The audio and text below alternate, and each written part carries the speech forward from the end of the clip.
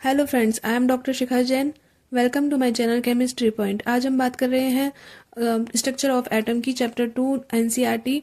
And अभी हम उसका एक टॉपिक ले रहे हैं, ड्यूअल बिहेवियर ऑफ मैटर, जिसे कि हम डी ब्रॉगली इक्वेशन भी कह सकते हैं। ये बहुत इंपॉर्टेंट टॉपिक है। तो हम यहाँ समझेंगे कि कैसे डी ब्रॉगली इक्वेशन आई और कैसे उसका ओरिजिन हुआ और उसकी क्या क्या लिमिटेशंस होती हैं। ये बहुत इंपॉर्टेंट टॉपिक है, तो चलिए हम देखते हैं कैसे। तो अब यहाँ बात करते हैं डी ब्रोगली इक्वेशन की। तो आप यहाँ पर देख सकते हैं लुइस डी ब्रोगली ने प्रपोज किया था। सबसे पहले हम इसके डेफिनेशन आपको बता रहे हैं, जो कि आपको समझ में आती है तो ठीक है, नहीं तो कोई बात नहीं, कोई इंपॉर्टेंट नहीं है। Louis de Broglie propose that matter should exhibit dual behaviour, that is particle and wave like properties just like radiation. तो क्या होता है कि इन्होंने बताया कि रेडिएशन की जैसे ही पार्टिकल्स जो होते हैं वो भी वेव और पार्टिकल के जैसे ड्यूअल बिहेवियर रखते हैं, यानी कि उनका भी क्या होता है, डबल बिहेवियर होता है। तो ड्यूअल बिहेवियर से तो आप सबको समझ में आ रहा है, इसका मतलब क्या है कि ड्यूअल बिहेवियर ऑफ मैटर मतलब मैटर पार्टिकल्स हो गए और ड्यूअल बिहेवियर यानी उनका दोहरी प्रकृति हो गई, यानी कि डबल नेचर हो गया। तो अब हम यहाँ पर डबल नेचर की बात करते हैं। तो डबल नेचर कौन कौन से हो गए उसके, एक तो हो गया पार्टिकल और एक हो गया वेव। ठीक है, उसके बाद हम बात करते हैं अकॉर्डिंग टू डी ब्रोगली।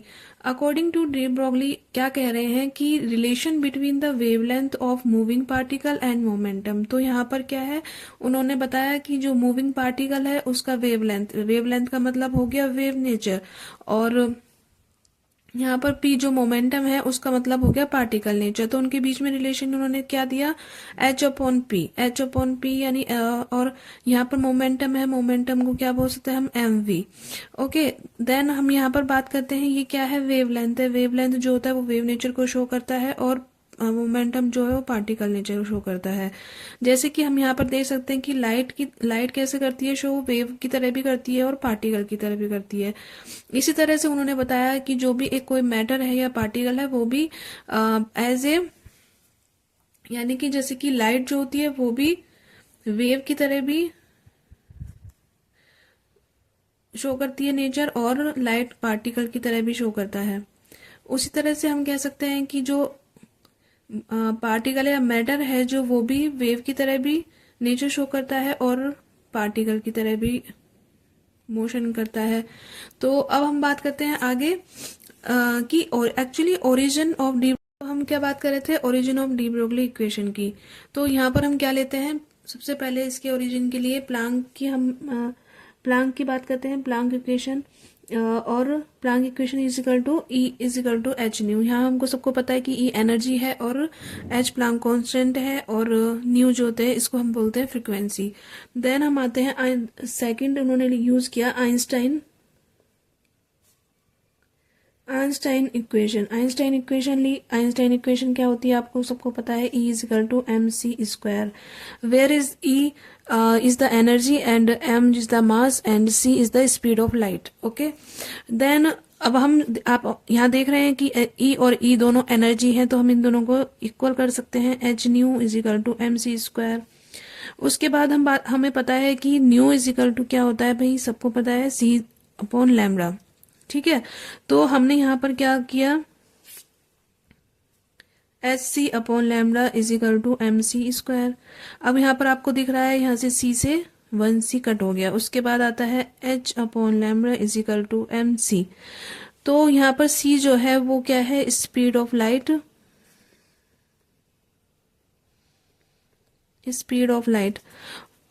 ठीक है। तो H upon lambda is equal to, अगर ये जो है C, ये यहाँ पर स्पीड ऑफ लाइट है, तो इसकी जगह हम जो स्पीड ऑफ मास को हम कैसे डिनोट करते हैं, V से। तो हम यहाँ पर इसको लिख सकते हैं mv। ठीक है, तो उसके बाद हम बात करते हैं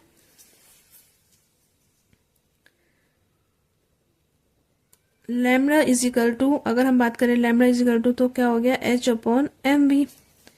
अब H अपॉन एम वी जो है, इसको जो एम वी होता है आपको पता है, एम वी जो होता है वो मोमेंटम के बराबर होता है P, जिसे हम क्या कहते हैं, P कहते हैं, मोमेंटम के बराबर होता है P। तो इसको हम इस तरह से लिख सकते हैं, lambda is equal to H upon P। ठीक है, एच अपॉन पी हो गया, तो ये जो होता है इसको हम बोल सकते हैं डी ब्रॉगली इक्वेशन और डी ब्रॉगली रिलेशन।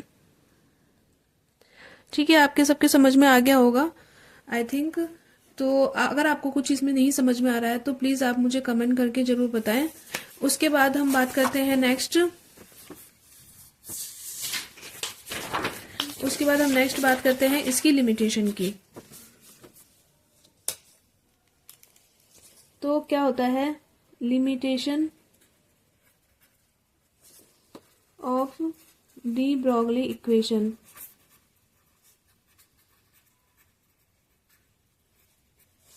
तो एक्चुअली होता क्या है कि डी ब्रॉगली जी ने तो बता दिया था कि ये होता है कि जो मैटर होते हैं वो भी ड्यूअल नेचर रखते हैं और जो लाइट होती है वो भी ड्यूअल नेचर रखती है। लेकिन एक्चुअली हमें ये बताना पड़ेगा कि आपने यहाँ पर देखा फॉर्मूला कि lambda is equal to H upon P और lambda is equal to H upon M B. तो यहाँ पर आप देख रहे हैं मास, जो मास है वो वेव लेंथ के कैसे है, इनवर्सली प्रोपोर्शनल है, यानी कि वो दोनों एक दूसरे के अपोजिट हैं। यानी कि अगर m इज इंक्रीज होगा, increases, then lambda is decreases. Okay, तो अब हम बात करते हैं कि अब जो ये बात कर रहे थे कि कोई भी मैटर जो होता है, अब आप बात करेंगे कि कोई भी बॉल हमने अगर फेंकी, कोई बॉल हमने ली और वो बॉल को अगर हम थ्रो करते हैं तो वो तो कभी भी वेव नेचर शो नहीं करती। ऐसा क्यों होता है? और जबकि कोई भी इलाका, अगर हम बात करें माइक्रोस्कोपिक पार्टिकल्स और मैक्रोस्कोपिक पार्टिकल्स जिसे कहें हम, तो जो इलेक्ट्रॉन्स होंगे वो जब अपने ऑर्बिट में जाते तो वो वेव नेचर जो शो करते हैं। ऐसा क्यों? तो यानी वो तो ड्यूअल बिहेवियर रखते हैं, लेकिन जो मैक्रोस्कोपिक पार्टिकल्स हैं वो ड्यूअल बिहेवियर शो नहीं करते।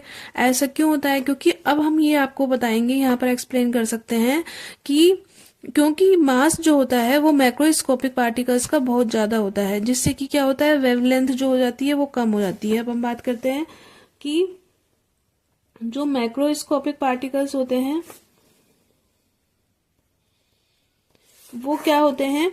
मैक्रोस्कोपिक पार्टिकल्स जो होंगे उनका मास जो होता है वो बहुत ज्यादा हो जाता है, तो उसका क्या होगा, लैम्डा जो होता है वो डिक्रीज हो जाएगा, जिसकी वजह से वो क्या करेंगे, वो वेव नेचर उनका दिखेगा ही नहीं।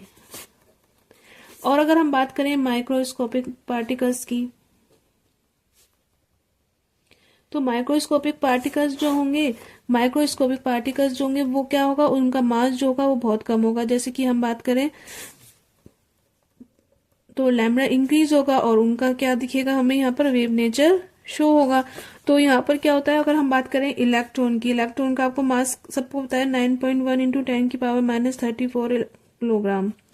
तो आप यहाँ पर देख रहे हैं -34 किलोग्राम, तो ये कैसा हो गया, माइक्रोस्कोपिक पार्टिकल हो गया। तो अब हम यहाँ पर देखते हैं कि उसकी लिमिटेशन में क्या आता है कि जो डी ब्रॉगली जी ने कहा था कि द वेवलेंथ एसोसिएटेड, तो हम यहाँ पर क्या लिखेंगे, the wavelength associated with,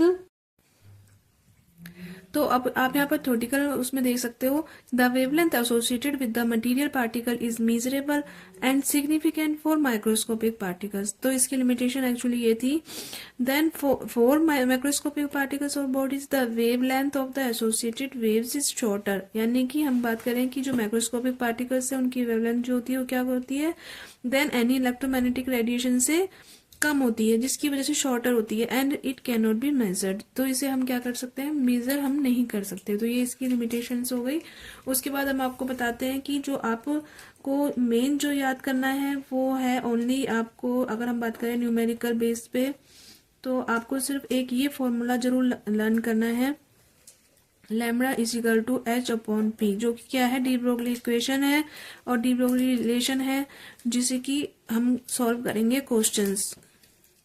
numerical questions बहुत आते हैं कॉम्पिटिटिव एग्जाम्स में, तो ये हमें लर्न होना बहुत जरूरी है। Lambda is equal to H upon M V, ये भी हमें पता होना जरूरी है।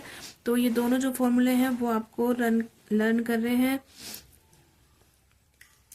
और आपको एच पता है, एच कितना होता है, 6.62 इंटू 10⁻34 जूल पर सेकेंड। ठीक है, तो आपको सबको ये पता होना चाहिए लैम्बडा क्या होती है, वेव लेंथ होती है। आपको ये सब भी पता होना चाहिए कि हम यहाँ पर बात किसकी कर रहे हैं। m इज इक्वल टू होता है मास ऑफ पार्टिकल, और v जो होता है वो क्या है, स्पीड ऑफ पार्टिकल। तो इस तरह से आप क्वेश्चन को सॉल्व करेंगे। ठीक है, तो आप यहाँ पर देख सकते हो ये कैसे सॉल्व होगा। और आपको कोई भी क्वेश्चन, न्यूमेरिकल क्वेश्चन में कोई प्रॉब्लम आए तो आप मुझे कमेंट करके बता सकते हैं। तो चैनल को सब्सक्राइब करना ना भूलें।